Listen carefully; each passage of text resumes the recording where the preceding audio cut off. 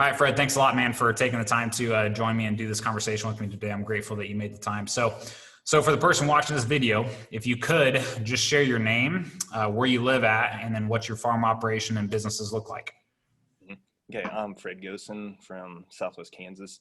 I farm with my dad and brother, irrigated dryland crops, been married about 5 years, have a 3-year-old daughter and a 1-year-old son, and just trying to keep everything together in that chaos. Yeah.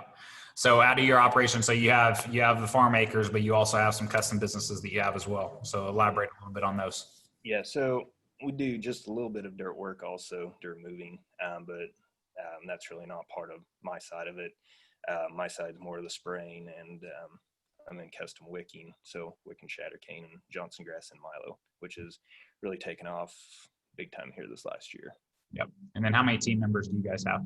We have 2, and then we get some summer help. I've got 2 nephews that work with us during the summer. Okay. So definitely a lot of things going on. Yes. All right. Okay.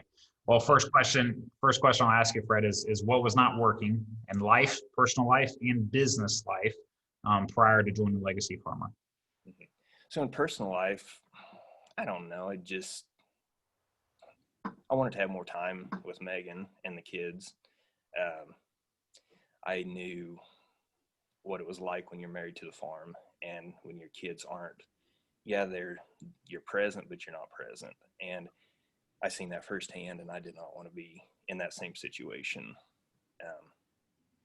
as my brother, quite frankly. Yeah, as your brother, probably your dad, because I saw that in my dad 100%. Like, yeah. Those are things that he regrets the most. And I knew that there was more to life than just working, because I know you still need to work, but yet, yeah, there's.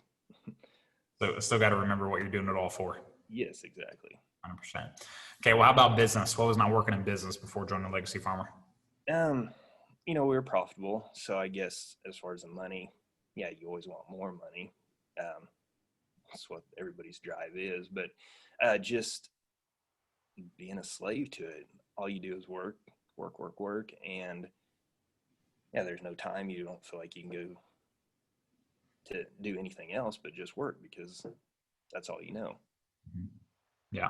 So yeah. I guess time would be the biggest thing, and emotions. My emotions always ran high. It was hard for us to keep an employee or team member over a year, because usually we'd get upset with them and they'd look for better opportunities down the road. Yeah. It was just hard to keep anybody. Yeah. And really that's a reflection of you guys, and making sure that we have the systems and processes in place to make sure we're setting up our team for success when they come in the door. Yes. Right. And you and I, man, we were not trained how to do those things at all. No. So, okay. Well, so what's the biggest thing that changed for you, again, personal life and business life, once you joined Legacy Farmer? Because you've been in for 18 months now or so, and been quite a while. Yeah. Just my outlook.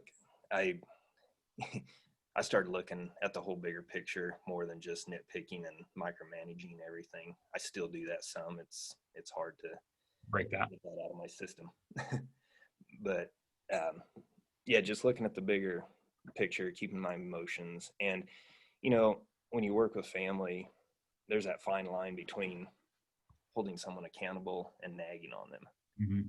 And doing that's always been a struggle for me. Before, it always seemed like it turned into an argument. I don't feel like it does near as much. Everyone knows what their responsibilities are, and that's just what it is. If it's not getting done, then why isn't it getting done? Yeah. Do you feel like you made some pretty big changes, like just getting that stuff in place, saying, hey, this is your seat, these are your responsibilities, this is what you're supposed to do, this is what I'm supposed to do? Do you feel like you made those big changes once you came in? Yeah, I do. And I feel like I'd say it was more on the paperwork side of it. Just our billing prior to, it seemed like billing, you'd always be about 3 or 4 months behind. And that's hard to stay afloat when, you're doing the right things, but it's just nothing's timely there. Yeah.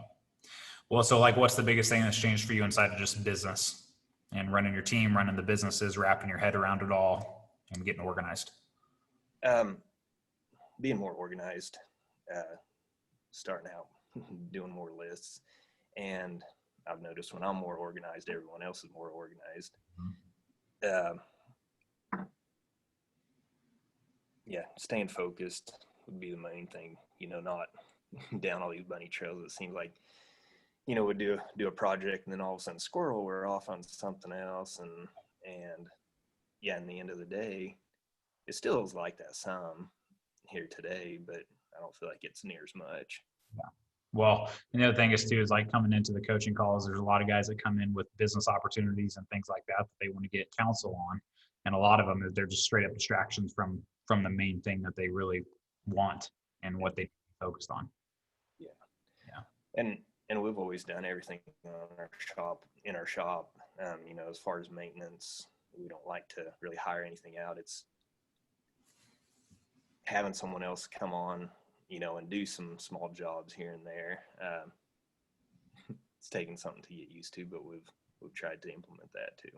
Yeah. The biggest thing for Fred biggest transition I've really noticed with you, man, is just going from working in the business to really working on the business. And like you said, being able to wrap your head around everything and see the bigger picture here. What are we really doing? Where's my time most valuable or valuably spent? Right. And that's another thing, being just finding my role in the business. Cause when you work with family, I'm the youngest brother, the youngest kid in our family. And I don't know, you just always have that respect that you should always be behind everyone else. And it doesn't have to be like that. Yeah. Yeah. Oh, and that's the thing too, is like so many guys, when they come in, they may be 30 or 40 years old, but they feel and operate like they're 15 because they still are in the same environment and dad's still in control of everything. Yeah. And so it takes them a little bit of time to step up into more of a management role and a role of making decisions sometimes. Yeah. And I do appreciate that about my dad. He has stepped down on that and he wants his boys to take over. So yeah, it was just me finding, what all do I take over from John and vice versa, and splitting that responsibility up. Yeah. How do I organize the chaos and keep everything in line? Yeah, for sure. Okay, man. Well, next question is, out of all the things we do in Legacy Farm, we got the trainings, coaching calls, the accountability, the tools, the resources, everything that we have here. What would you say is your favorite thing? It's kind of a tough call. I like the coaching calls, but probably overall, I'd say the trainings, because that's probably where I've gained the most knowledge from.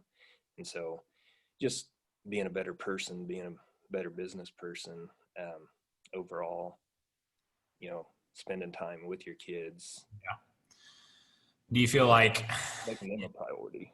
100%. Yeah. And that's the thing, is so many guys are burning down their personal lives because they were always, trained that the farm comes first. Mm-hmm. Businesses come first, because that's what my dad did. That's probably what your dad did. That's what a lot of our old mans did. Mm-hmm.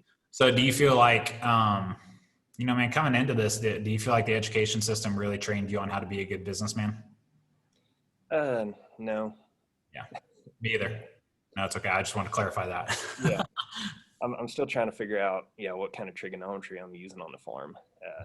I've never used that class yet. It was good. But, but just sound business principles, which is what we're trying to continue to bring out in Legacy Farm. We're like, hey, block out all the noise and all this fancy stuff. Keep it simple, and simplicity is always going to get you there a lot faster than complexity. Yeah. So, and one thing I was, when I joined, you were talking about marketing, how to be a better marketer. And I thought, okay, yeah, how am I going to get another 50 cents a bushel on corn and all those things? And it's nothing like that. It's nothing like that. Well, the thing is too, is because when you're trying to play the market, I don't know how many guys actually win that game. Yeah. Right. Okay. Well, so what's your favorite thing? Why do you enjoy the coaching call so much? What's your favorite thing about that? Just everybody has their, they may be different problems with different instances, but it all kind of comes back to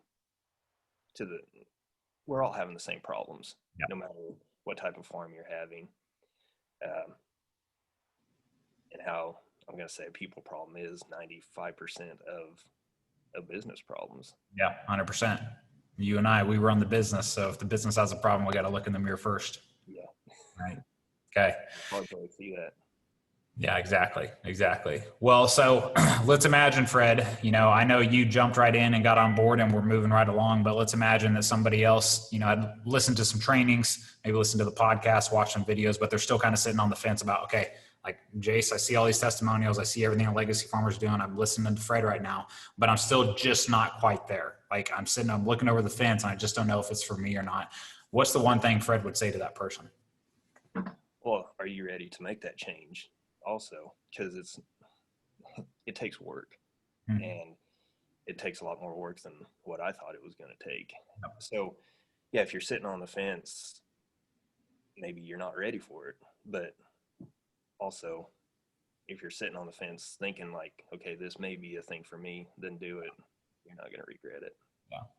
Well, the thing is, if you're sitting on the fence, there's a reason you're sitting on the fence. Like, it's because you got some problems. There's a fire behind you, Mm-hmm. up and burning down, either personal life or business. And we're like, hey, I got to solve this. Otherwise, I'm going to get caught. Yeah. Right. You just haven't been pushed over the edge just yet. Exactly. Well, and that's the other thing too, man, that I try to make sure people know is like, with legacy, like this isn't just some fix problems now and get rich quick and all these things. Like, no, this is hard work. This is proven concepts and trainings and just grit and hard work to make massive changes. Yes. Yeah, that is for sure. It's not an easy fix by any means.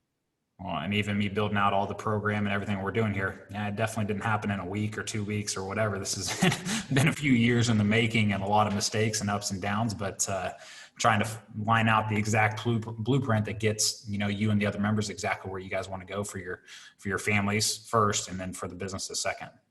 Yeah. And I don't know how many hours of training do you have? Like it's hundreds. Yeah, it's a lot. So it's not just going to happen. No, it doesn't happen. But anything great and anything that lasts definitely did not happen overnight. Yeah, that is for sure. Okay, awesome, Fred. Well, I appreciate you taking the time to do this with me today, man. Yeah, I definitely recommend it, and I appreciate everything that you've done for me because, yeah, family farms they're difficult. The relationships with it, and Yep.